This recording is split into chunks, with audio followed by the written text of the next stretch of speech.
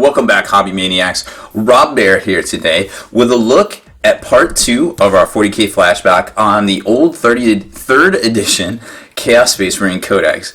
Now, last video we went over all of the cool upgrades and war gear and things you could take that really made this book, well, I guess it gave it half of its flair that everybody always likes to talk about and gets so fired up about, so I guess there's this whole romantic version of, chaos and how it played in 3rd edition, and this this is definitely it here. So we did about half of the book already on that, and now we're going to take a look at the units today, and also how the Great Legion rules. So if you wanted to field like an army of Iron Warriors or Word Bearers or Night Lords or one of those guys there, they had some really cool rules in here on basically how you could do it. And that's also probably the other half of what made the 3rd edition Chaos Space Marine so appealing to so many people. It was the precursor to being able to take whatever the heck chapter you wanted in Space Marines, as opposed to here's just a book on Space Marines. So it was like groundbreaking in a lot of regards, but also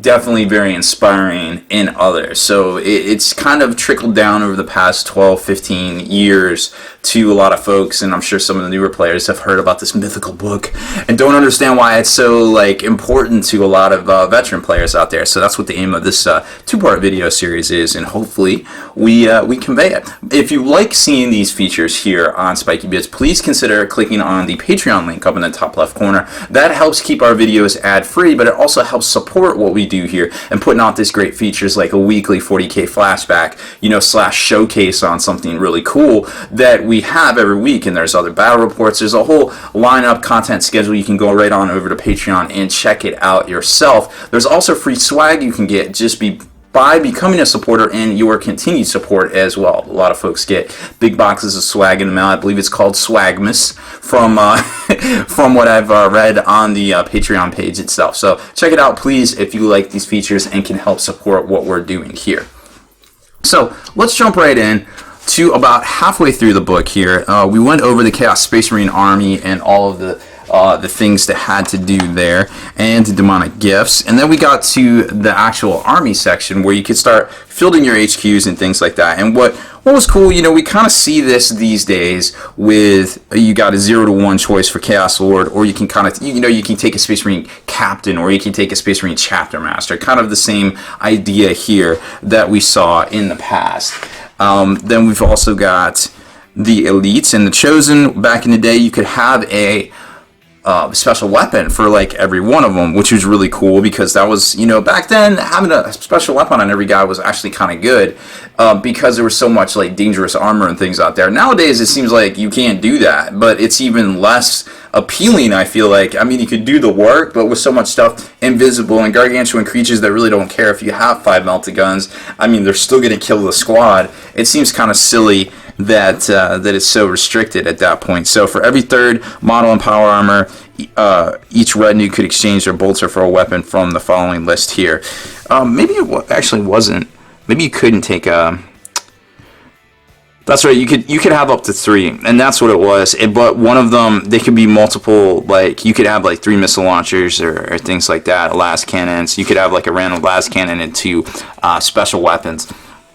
The Possessed were actually probably their best version of the Possessed. Not that the Possessor have ever really been any good, but these guys were actually kind of cool. And for the demonic Talons ones, I actually used Genestealer arms at one point to make a bunch of Khorne Berserkers that had demonic talons. They basically had the rending before they called it rending, you know what I mean? So that was kind of neat to see. And then the second in I guess version of the Obliterator cult, the first models being those small, kind of crazy dudes with tubes coming out of their mouths that were guns. They weren't very well done, and they were quickly replaced with the big hulking Obliterator models that we know today that are available, I guess, currently on Finecast. Now, these guys were the Toughness 5 brutes that we all probably remember from back in the day, and they were demons, etc., etc. Not quite as good nowadays is the rules back then were, because now they're toughness 4, but I feel like they probably should have been toughness 4 back then, but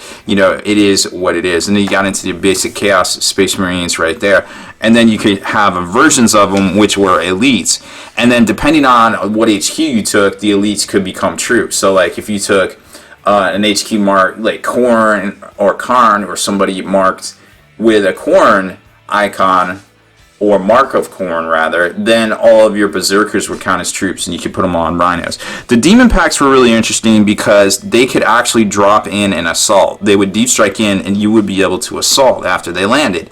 And well, to be honest, a little OP, but it wasn't quite as OP as a lot of people made it out to be. So you knew it was coming. It wasn't like a big surprise, but you know, that being said, you know, you could still beat them in assault. They weren't like the super badasses that they are today. Bloodletters didn't have AP3 weapons, you know, and stuff like that. They just had, let's see, Demonettes had the Warp Screen ability. Plaguebearers had Nurgle's Rod. They were just tough. They had Warpforged Hellblades. That was the Bloodletters. Each had a 3-up armor save, and then it had a charge. But they didn't have, you know, the crazy weapons and things that they definitely do today. But the Demonettes did have the Demonic Talons, which were rending. So they were kind of nice in that regard. Nurglings as well. Then it gets into Chaos Raptors, which pretty much function the same. They had Demonic Visage, and they had the very first hit and run rule as well, which were super nice. And they also counted as demons. Then Chaos Bikers and Demonic Beasts, which were Fleshhounds, Screamers, and Furies. Back then, pretty much nobody took these. I don't even remember ever seeing them on the table. Maybe a squad of Furies like once. I couldn't really even tell you. Chaos Dreadnoughts were pretty much universally terrible back in the day. The Dreadnoughts have never got any respect, and I think the whole like Walker is an armor value kind of thing probably needs to be universally reviewed at some point by Games Workshop. It just doesn't seem to function. Even back then, it didn't really seem to work that well. I don't feel like great models, and they get people really inspired, but man, they are just frustrating on a tabletop for a lot of people. The first version of the Chaos Defiler, this came out at a Games Day, I think it was 2003 or 2002. It was like the coolest shit ever. Like, people had saw this picture. And remember, Games Workshop used to put out pictures before you knew we got the kit. So everybody and their mom was like converting this out of like Necromunda bits and like Buzzsaw arms and things from, not Necromunda, but Gorka Morka. And you saw all these crazy conversions and nobody realized exactly how big the kit was going to be. It was ginormous. I mean, it is the Defiler that it is today. And that was amazing for back then. Like, people literally lost their shit when they saw them at that Games Day. They're like, oh my God, it's so awesome. Then it was like the Marks of Chaos, and they would basically, you know, if you took one, it would make your stuff troops, kind of depending on how it worked. Mark of Chaos Undivided also gave you reroll of your failed morale checks, which was super nice. And then Fabius Bile was kind of like, you could take them for anybody who didn't really have a mark. And then this gets into the specialized Legion rules, which a lot of people you probably heard talking about, like Alpha Legion could take Chaos Cultists, which seems kind of weird because you would think the Word Bearers would have got them, but no, the Alpha Legions got them, and they could apply a special rule to them, like make them infiltrate and move through cover, infiltrate and furious charge, or infiltrate and siege specialist. So you know, it was kind of cool. The demons, or the Alpha Legion couldn't really work with demons quite as much. They could use demon princes and possess, but they couldn't really work with demon packs. And they could always infiltrate for, I think it was an extra 5 points for independent characters and 1 point for other models. So you saw a lot of infiltrating Alpha Legion armies. They weren't really like the meta breakers or anything like that. Iron Warriors were like a thing. People were like really scared of them because you could take an extra heavy support and you could also take Obliterators. It basically unlocked Obliterators. So people would they would max out their elites with Obliterators, and then they would take 4 heavy supports. And of those heavy supports, you could take a Vindicator and a Basilisk. Basilisk being from the Imperial Guard list. And Vindicator actually wasn't even part of their book at the time. It was Space Marines. So they were the only ones that could get that Vindicator, and of course nowadays everybody can get it. But you know, it was really cool for back then. They also had to have, if they took the one extra HQ, they had to take one extra heavy. They had to take one less fast attack. Oh no! Like, Iron Warrior players were going to even worry about fast attack, right? You know what I mean? So that's pretty funny little factoid right there. Then we've got, what else we got going on here? So that was the big thing with Ironware. Oh, you could also take a servo arm, which was really cool. That basically, I think it lets you fix things. And immobilize vehicles. Yeah, very similar to kind of how it works today. Then there was the Night Lords. Actually, I'm gonna scoot this desk a little bit here. There we go. It seems like it was bumped up against the tripod. So then we get up to the Night Lords here, and Night Lords are really cool because they had stealth. So they're basically like the Chaos version of Raven Guard, and you could buy it for them. They also could max out their fast attack as opposed to their heavies, kind of vice versa to how the Iron Warriors did. So a lot of folks did that, and then they would just basically take, a ton of Raptors and just kind of boost across the table. Wasn't exactly the best thing, but it was really fluffy, and a lot of players did that. Then the Word Bearers were cool because they could summon all the demons. They could have extra troop slots, and those troop slots could be demons. And remember, demons could assault when they landed. So you had all these, this was the original Demon Bomb. And they could also take a Chaplain, which had the Accursed Crozius. And back then, Crozius wasn't the Buster AP4 it is right now. It was actually a power weapon. It was a thing. So you could this Chaplain was a badass in and of himself. So a lot of players really liked him. And then you got into the characters themselves. Abaddon really hasn't changed much over the years. The Black Legion, it's always been a thing. Then you got to the individual marks, like you had Khorne. And you see here I highlighted a lot of things because models, depending on what mark you took, they would get abilities. Like for Khorne, they got +1 attack, they were fearless, they had a charge, so you could lead them around by the nose. If you had a land speeder over here, they had to run towards it. And so you could kind of mess with Khorne players a little bit. It was kind of funny.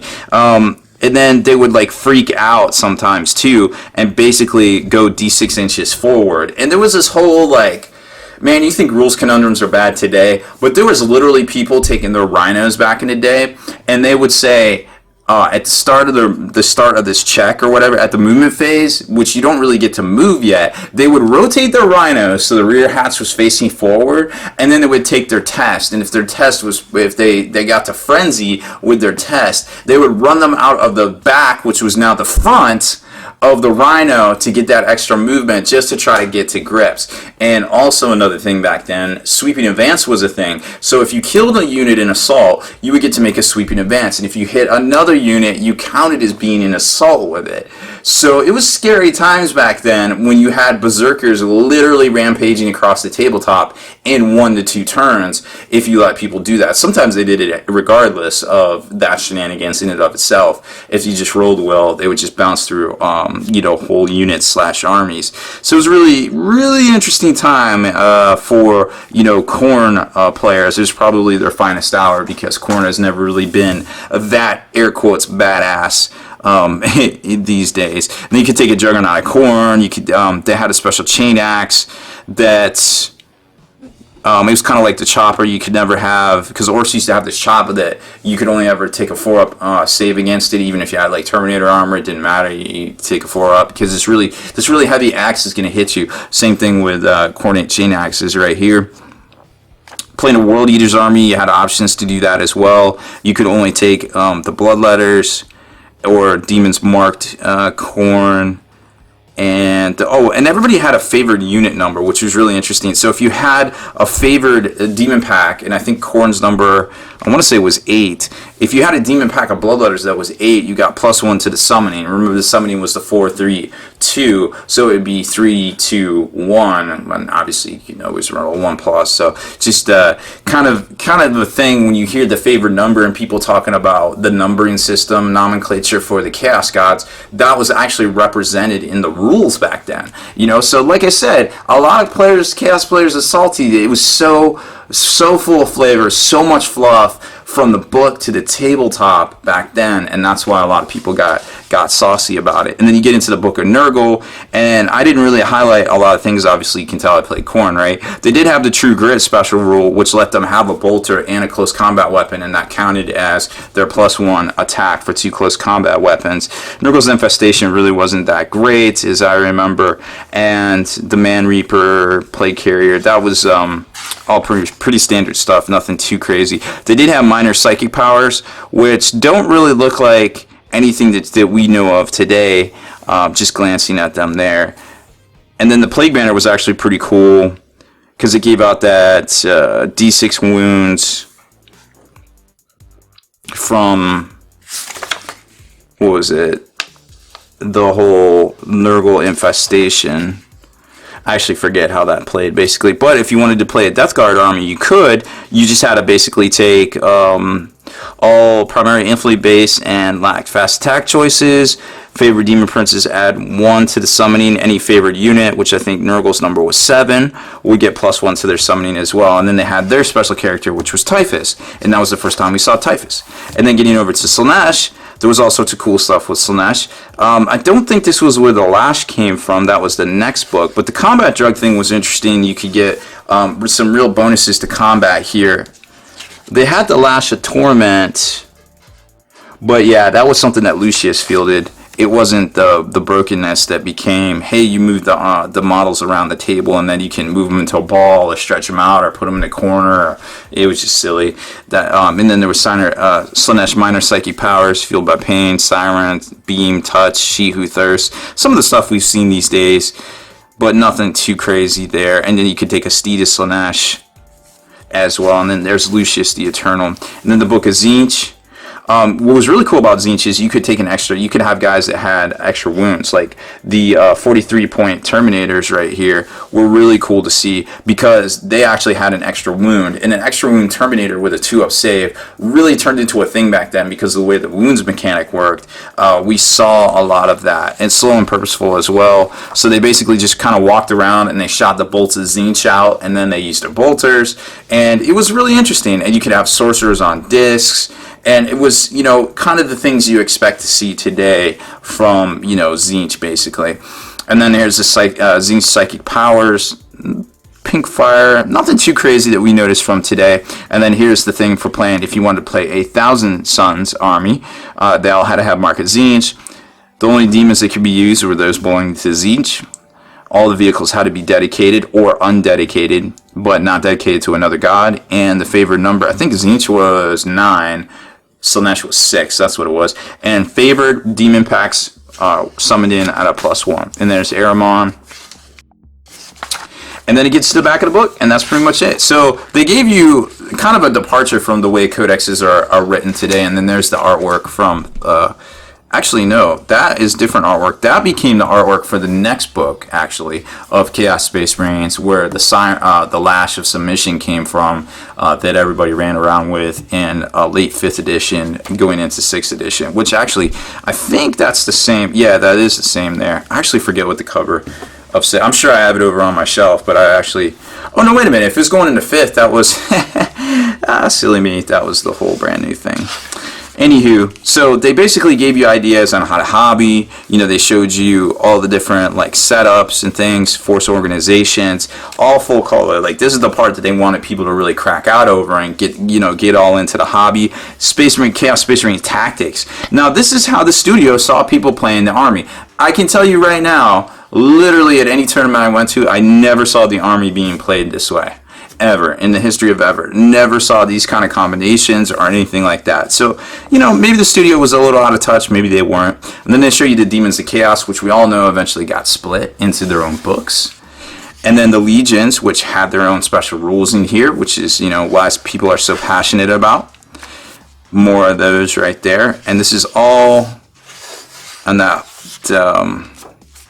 terrain I was talking about, that a lot of it you could download these plans. This was actually terrain they made, and then there was some other stuff that you could actually download off their site and cut out and make into PDF or make into foam core boards. There's a lot of custom stuff they made talking about how you can turn scrap into basically chaos terrain, and the Chaos Army Showcase, which was them basically getting through those fortifications in the front and starting to do work there in the back, and that's all that custom terrain and stuff. The front lines was old terrain that we had seen in 2nd edition. And then there's some converted stuff there. Golden Demon winner Victor Hardy. We saw a lot of stuff from him over the past few years.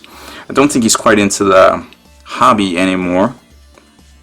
Don't really recognize, those are both Victor Hardy. I don't really recognize anybody else, but you don't really see stuff by independent artists in the codexes and things anymore. It's all studio folks and things like that. And then all of the Eye of Terror and the Cadian Gate. And hey, buy our book, and here's all the stuff in the book. So that is the conclusion to our 40K flashback on the old 3rd edition Chaos Space Marine Codex. It was a great book. A lot of folks are very passionate about this book. I hope my passion for this book has been conveyed correctly through, along with some of my memories of, playing these guys for many of years in the early 2000s. And that's it for this one, folks. Thanks for watching. Deleted scenes, bonus content, and all the interviews and post-game wrap-up videos can be located in the Hall of Veterans on thelongwar.net. Visit thelongwar.net today and try a week completely free with no strings attached. That's not all. Thelongwar.net is also your hobby resource for exclusive early access with an ad-free experience to all your favorite videos. Members of the Hall of Veterans gain early exclusive access to multiple hobby videos.